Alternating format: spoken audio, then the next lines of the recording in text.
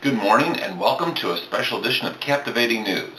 Today is Monday, April 2nd, 2012, and I'm interviewing Reverend D Alexander Bullock, Senior Pastor of the Greater St. Matthew Baptist Church in Highland Park. Pastor Bullock is State Coordinator of Rainbow Push Coalition Michigan and is currently serving as President of the Detroit chapter. In today's interview, we will be discussing Michigan's Public Act 4, which puts an emergency management team in place of local elected officials in various cities in Michigan. We are also going to talk about new voter ID laws, voter suppression, the redrawing of congressional district lines, and other impediments to the will of the electorate. Pastor Bullock, would you please explain what happens to local government when Public Act 4 is enacted? And what happens once control is placed back into the hands of the elected officials? Okay. All democratic life ceases. Civil society dries up, right? So block clubs, Democratic club, Republican club, the elected officials in that process connected to state parties or national parties. The city council persons open meetings and close them.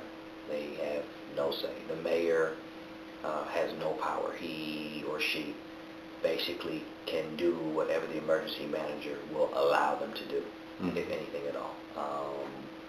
The residents have no one to agitate or complain to or give suggestions to because the emergency manager is appointed by the state.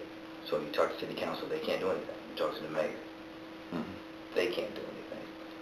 So it's very strange. So now when the city was returned to local control again, you have mayor and city council who now have not been in an active capacity since 2001.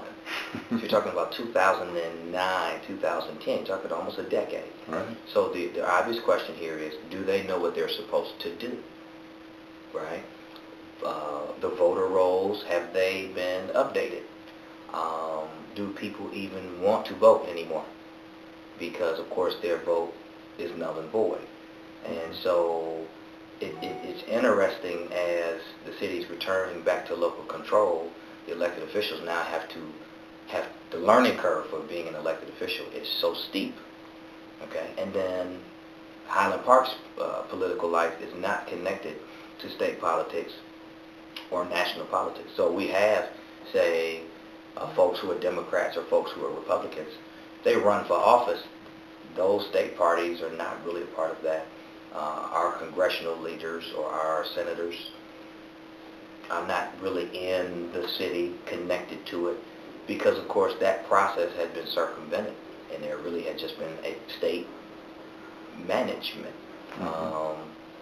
And then there's some other, I think, I would describe as negative things that happen. The library's closed. Why? Well, because if I'm looking at running a city in terms of a balance sheet, then of course there are some things that are valuable that are not financial assets. And there are some things I think that are valuable in the long term that you may take a loss for. So for instance, as a pastor of a church, I don't get rid of the youth ministry because the young people can't pay for the bus. Right? We take a loss or we find the money, but we keep the ministry going because that's valuable to us, right? The young people are valuable. So the library gets closed, and that's just a financial decision, right? So I'm not blaming the emergency manager. I'm just saying the policy itself, right, does not allow for different rubrics as it relates to what's valuable to a community to come to bear when decisions are made, right? If this is not generating revenue, it's gone. That's the library. Police and fire get cut, right? So now you have a safety issue. Businesses dry up and leave because the city's not attractive. 1,400 lights were taken out of the city, again, to make sure that the utility bill for the city was in reach of a city without a tax base. And so, could you explain why nothing to help our economy and local governments is making any headway in the U.S. Congress? No, you're right. We've got an interesting kind of national political climate. I think that's right. I like to describe them as kamikaze politicians, Mm-hmm. right? You know, crash and burn, you know, kind of suicide political ideology. You know, I blow myself up too, you know, we'll sink the ship to drown the captain. And this is a lopsided national political climate where the enemy becomes the person, Barack Obama. We degrade the office of the president, and in the wake of that, we're not dealing with trade policy, we're not dealing with the culture of violence, we're not dealing with the need to reinstate the ban on assault weapons, we're not dealing with the achievement gap in public education, right? The fact that it needs to be closed. I mean, there are some other key issues that should be on the table, but the only issue on the political table seems to be whether or not the president is an American, whether the president is a Muslim or not. I mean, these seem to be right what's most important politically in a country that I think is in a kind of social, economic, and moral conundrum. We were going to talk about was one of the other subjects was the talking about voting is voter suppression, voter disenfranchisement, and one thing that I found is odd is why is it always Republicans that want to squelch the vote? I mean, well, we know it's because they know that the vote that they're squelching are people that are more likely to vote Democratic. That's right. But we've got the numbers. The Democrats have the numbers. The progressives have the numbers, right? So in terms of quantity, we know the Democrats and the progressives and independents that lean that way. There are more in that group. Now the Republicans, obviously, quality-wise, in terms of their ability to vote in every election and vote as a bloc, they vote. And so I think this voter ID stuff really, not only is it a slap in the face against the civil rights movement, slap in the face against the Voting Rights Act, you know, and against just the history of fighting for open enfranchisement for all American citizens, but it's also an agenda of point shaping, so to speak.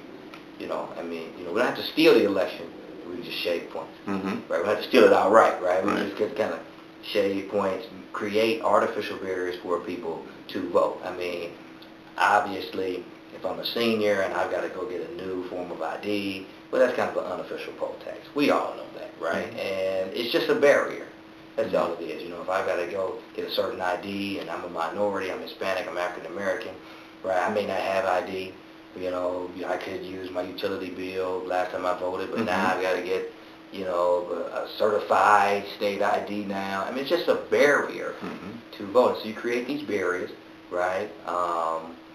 And then you lower, potentially, the number of people who are inclined to come out and participate in an election. And so that's a way of determining the outcome of the election. And so I think the national use of these voter ID laws, the fact that they haven't just shown up in one state, right, but they're showing up in states around the union. They're showing up both in Alabama and Pennsylvania, right? I mean, so you've got a north-south dynamic here. Talk about what you know about the amount of voter fraud. I mean, if the Republicans are worried about voter fraud, that this is a rampant problem, what kind of figures are there that they have? Well, there is no voter fraud. I mean, that's the point. There is no voter fraud. There's not dead people that are supposedly voting. There's not... No, not at all. I mean, this is not a problem, right? So these voter ID laws that are supposed to be enacted in response to massive voter fraud, right? The voter fraud does not exist. It's null and void. Okay, so this is obviously an attempt to create artificial barriers to people participating in the election process. And again, a kind of point shaping. We can determine the outcome of an election, right, if we lower the number of people who participate in it on the front end for whatever reason. The type of person that wouldn't have that ID probably also doesn't drive. Right. So for that person just to even get out to vote and go to the polls is an inconvenience for them, we'll say, or at least it's work for them. Sure. You know, they're going to have to get out, walk, take a bus, whatever it is, you know, to get to the polls to vote. Right. And there could be long lines, etc., and waiting in line and things like that. That's right. Again, talking about fraud. What person would go through all this trouble to get in line to vote just to commit one vote of fraud? Sure. I mean, you know, that's why it doesn't make sense. It doesn't make sense. The fraud is not there. Two, you raise a great point. Why would the people who are going to be disenfranchised by these laws, right, spend all this time to participate in a fraudulent voting activity? Right. Three, there already are ID provisions, right? Mm-hmm. You know, there has to be some verification, you know, already allowed for. That process works. Four, you know, a lot of the folks who are disenfranchised by voter ID laws are working multiple jobs, are not driving, as you say. And so there's an obvious inconvenience even on the front end to comply with the law, right? So if there is a new ID requirement, well, now you're talking about someone who probably is not driving, who probably is working multiple jobs, probably working between the hours of 8 and 5, right, who now has to figure out how they're going to go apply for and acquire this new ID. I mean, so it's not just a perception put in place, right? It's not just an artificial barrier, but there actually are some real barriers, even in terms of acquiring the ID, right? I mean, so these laws are just, you know, in the absence of a massive fraud. I think the last kind of voter fraud issue was Acorn. You know, I mean, that's like organized. That's a whole different kind of deal, right? You know, so in the absence of kind of fraud throughout the nation, I mean, these laws are obviously, you know, tailored, intentionally tailored laws, right, to restrict voting behavior. And we just got to call a spade. With the substantial growth of the Hispanic population, in fact, I believe by 2050, whites will no longer be the majority in this country, aren't the Republicans becoming overly exclusive to the point that they will not hold the demographics needed to win elections in the future if they continue their current rhetoric and ideology? And we've got to worry about the voter ID laws now, because even in the wake of a booming Hispanic population, if certain legislation and behavior becomes normal, right, then the numbers won't translate into voting power, right? And so we've got to problematize and raise questions about these laws now so that this stuff doesn't become normal. People don't get into the habit of thinking that these laws make sense and that the vote should be suppressed. I mean, we've gone from denying the vote to diluting the vote to suppressing the vote. Right? And so this is a major fight. You add, in addition to the voter ID laws, all of these new maps that have been drawn in states, right? Right? So, I mean, so if you got superimposed voter ID laws with new congressional districts, new Senate districts, right? You know, and even in local elections, new city council, new city commissioner districts that cut, you know, for instance, in Detroit, that cut through districts that dilute the votes. So now you got voter dilution, voter suppression. I mean, this is a climate that is really trying to restrict voter behavior, and it's something that we need to be vigilant against. Now, is Rick Snyder and the Michigan legislature redrawing our maps for? Yeah, our maps have been redrawn. Yes, and this is why, at least in southeastern Michigan, you've got John Conyers for the first time running, not as an incumbent. Right? So here is the only congressman that Dr. King endorsed, right? Yes. Who is now running in a new district. And then you have Gary Peters and others running in a 14th that starts in Detroit and ends in Pontiac. Right? The district is huge. Right? And so you have these new fault lines.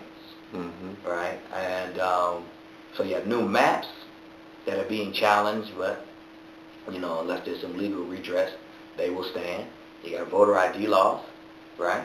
I mean, and so these are public policies that I believe are put in place, you know, to restrict and restructure voting behavior, and it doesn't move us in the right direction.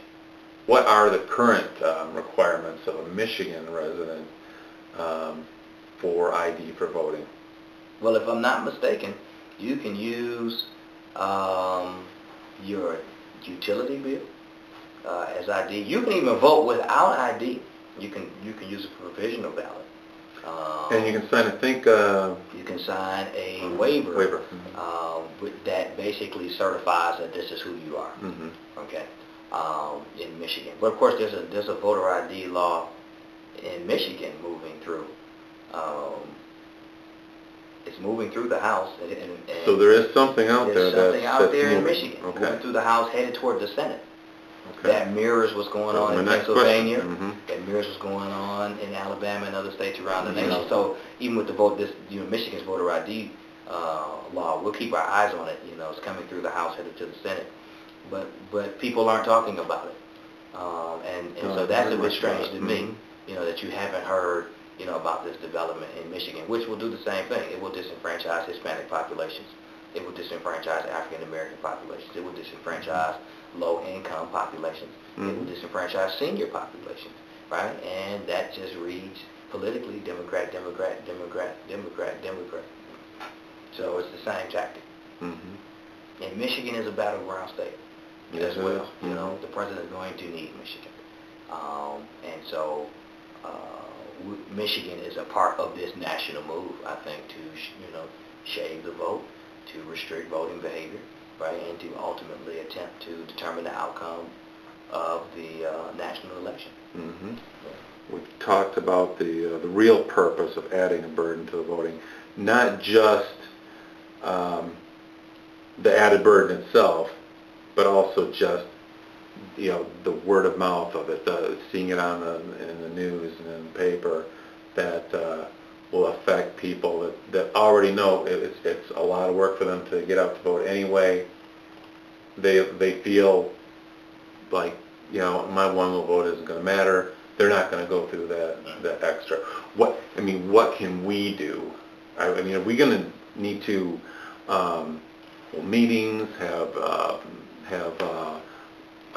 voter ID like drives or something like that to try and get the public kind of a little bit more geared up, excited about, you know, this is something we got to do. This is something that we all need to get involved in. That our politics, if we don't vote,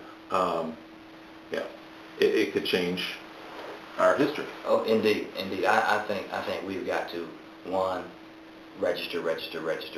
And the other component of these voter ID laws, I should say, is not just a restriction on voting behavior, but it's a restriction on registration behavior too. So if you notice, the League of Women Voters in a lot of states around the nation with these voter ID laws are not doing voter registration anymore, because there are all these added restrictions about you can lose your eligibility as a nonprofit.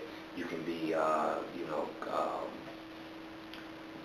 brought up on charges for voter fraud if you, say, register somebody to vote and don't turn the voter registration form in at a certain time. I mean, so another aspect of these voter ID laws is to discourage people from registering people to vote.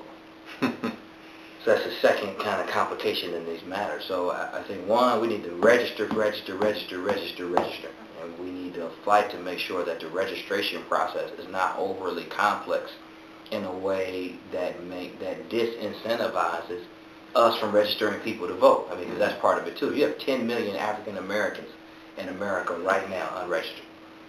10 million right now unregistered in the nation. So now if registration becomes overly complex, right, if I could potentially be penalized just for trying to register people to vote, right? So, so we're not only talking about the numbers of people who are registered, right? We're talking about the numbers who aren't registered. You know, that's just 10 million in the African American community, right? I mean, obviously there's a number of Hispanics that are unregistered, right? You know, a number of Caucasian Americans unregistered. And so these voter ID laws are sinister in that way too. It disincentivizes registration behavior, right? So we've got to get folks registered. then we have to have folks educated and mobilized to vote. So we're going to continue to be meeting and rallying, and I think we should use the voter ID laws as a rallying cry, right, to at the same time educate people about these artificial restrictions that are being pushed through in states around the country. Then at the same time educate people about the importance of voting. Why would someone want to block or restrict your voting behavior if in fact voting didn't matter anymore? And so I think in this America, you know, where people are trying to figure out what the president has done, where people are buying into the rhetoric, right, that the Obama administration has not done much, you know, and where people might be inclined to become apathetic or think that voting doesn't count. I think, in fact, the attack on voting is proof that voting is important. So what I try to tell people is that if voting didn't matter, why would people be trying to attack the registration process?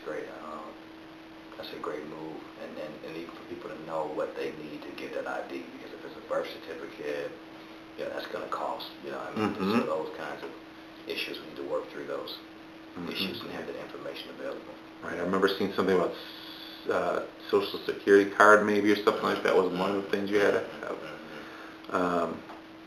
So that's, it's not just, oh, you know, it's the trouble of going down to the Secretary of State and waiting in line and paying the fee.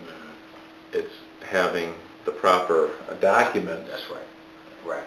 To even get that in the first place. Those documents and all right. that. Right. And that's going to be one of the things that will scare people off too. That's, you know? Indeed. Indeed. Because if, you know, somebody's got a, you know, friend of a court payment they missed, or a driver responsibility fee, they're not going down to a state building. Right. Right. So they're not going to get their ID. Those people are not going to vote. They're not going to vote. If there's the voter ID. That's right. They're not, because they're not going down. And they may have a state ID, but it's going to be expired. Pastor Bullock, you are senior pastor of Greater St. Matthew Baptist Church in Highland Park, Michigan. And you're the state director, state coordinator for Rainbow Push, Michigan, and serving as the Detroit chapter president right now as well. Right. And are you still the president of the Highland Park NAACP? I do serve in that capacity, but we're looking to bring in some new leadership there and just continue to support it. Very good. Well, thank you very much for this interview. Thank you. It was a pleasure meeting you Likewise. And speaking with you. I've learned a lot. Well, thanks for coming down. And our viewers will learn a lot too. Yes, sir. Yeah. And thank you so much. Thank you. Once again, I wish to thank Reverend Bullock for granting this interview to Captivating News. The will of the people, our very democracy, is being challenged every day, and we must remain diligent in ensuring our voices are heard or prepare for them to be trampled on. Reverend Bullock and the Rainbow Coalition are hard at work preparing marches and town hall type meetings to help us otherwise disenfranchised citizens be a priority, and that we all have an equal say in our democracy that we hold ever so dear. If you go to CaptivatingNews.com and look at the excellent article, A Call to Action, It's Crunch Time, by one of our writers, Bill Burns, you will understand how important it is for each of us to get involved in our democracy. In the comments section, I have included a link to information on the rules for being able to vote in the state of Michigan. My plan is to eventually dedicate an entire page on the site to all 50 states and the District of Columbia that provides links to each of the states' specific rules on being able to vote in the election. This is important, people, and we must not let our vote be suppressed. Thank you for watching this special edition of Captivating News.